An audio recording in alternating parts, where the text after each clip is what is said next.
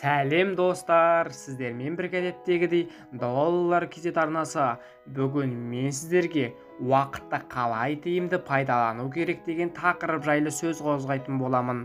Достар, тақырыбымызды бастамас бұрын Дональд Трамптың мынандай бір жақсы сөзімен бастағым келіп отыр. Трамп айтады, егер сіз жұмыс уақытыңызды келесі демалысқа қанша сағат және минут қалды деп есептеумен өткізсеңіз, онда сіз ешқашан миллиардер бола алмайсыз дейді. Уақыт біздің өміріміздегі ең маңызды баға жетпес құндылықтарымыздың бірі.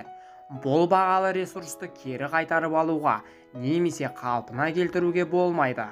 Ақшамызды жоғалтып алсақ, оны күндердің бір күнінде қайта табуға болады.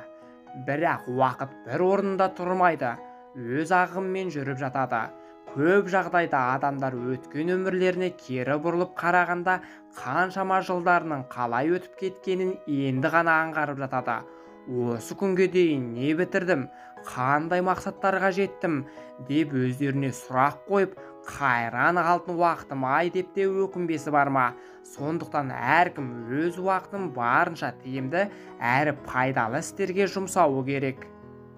Уақытты тиімді пайдалану үшін не істеу керек? Біріншіден, өзіңіз ұнататын іспен айналысыңыз. Өміріңіздегі жетістіктердің жартысынан астамы сүйікті істеріңізбен айналысудың арқасында. Қызығушылықтарына, хоббиіне аз уақыт бөліп, жұмыстарына үнемі шағымданып жататын адамдар аз емес. Сондықтан сіздің табыс көзіңіз бен сүйікті ісіңіздің арасында байланыс болғаны дұрыс. Екіншіден, жоспарыңыздың орындалуын тез ететін істермен ғана айналысыңыз. Күнделікті жұмыстардың ішінен пайдасыз істерді алып тастаңыз. Өзіңіздің босаңсуыңызға жол бермеуге тырысыңыз. Үшіншіден, бүгін және дәл қазір қандай жұмыстар маған пайда әкеледі? Осы сұрақты өз-өзіңізге әрдайым қойып жүрген абзал. Бұл өзіңізді тәрбиелеуге және уақытты ұтымды пайдалануға көмектеседі. Төртіншіден, егер сіздің өмір сүруіңізге бір жылдан аз уақыт қалса, не істейсіз? Бір жылдың ішінде қандай жұмыстарды атқарар едіңіз? Осындай ойлар адамдардың өміріндегі маңызды заттар мен өмірлік мақсаттарын түсінуге септігін тигізеді.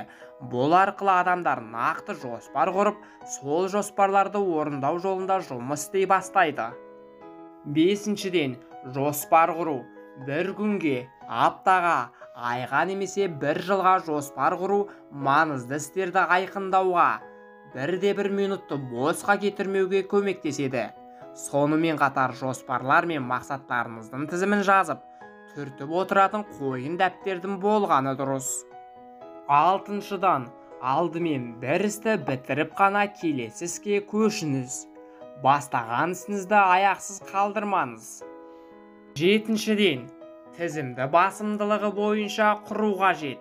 Көптеген адамдар өздеріне жақын жұмыстардан бастағанды жөн көреді. Дегенмен күнделікті атқарылатын істердің тізімі маңыздылығы бойынша құрылатын болса, бұл адамға жоспар бойынша рет-ретімен жұмыс істеуге көмектеседі. Әрбір аяқталған істерді тізімінен сызып тастауға болады.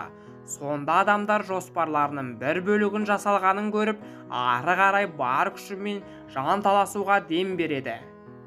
Сегізіншіден, күнделікті атқарылған істерге талдау жасаңыз. Күнде ұйықтар алдында өз-өзіңізге жауап беріңіз. Қандай жұмыстар орындалды? Орындалмағандары болса, себептерін іздеп, өз істеріңізге талдау жасаңыз.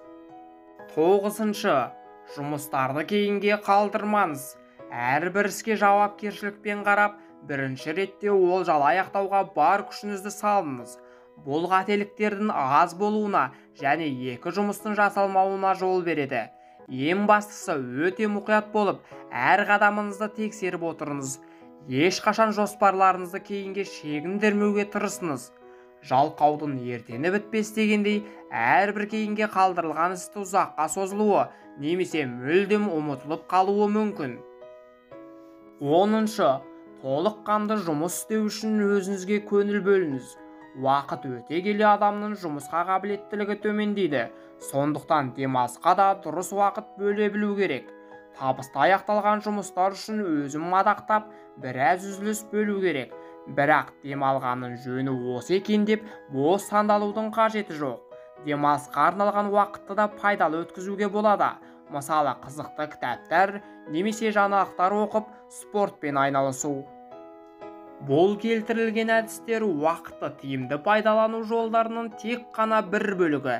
Әрбір адам өзінің уақытын қалай өткізетіндерін бақылап, зерттеуі керек. Бұл арқылы адамдар осал тұстарын біліп, олардан құтылуға тырысады. Уақытты тиімді пайдалана білу үшін адам ең алдымен оның маңыздылығын түсініп, әр іске шыдамдылық пен табандылықпен қарауы қажет. Өмірде мүмкін емес нәрсе жоқ. Сондықтан уақытты ұтымды жұмсай алатын адам үлкен жетістіктерге жете алады.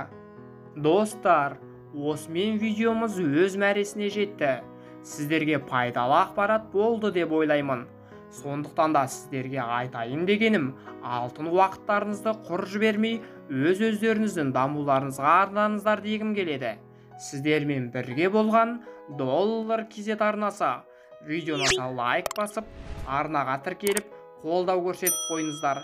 Әр қазақ бай, қуатты болсын. Келесі кездескенше.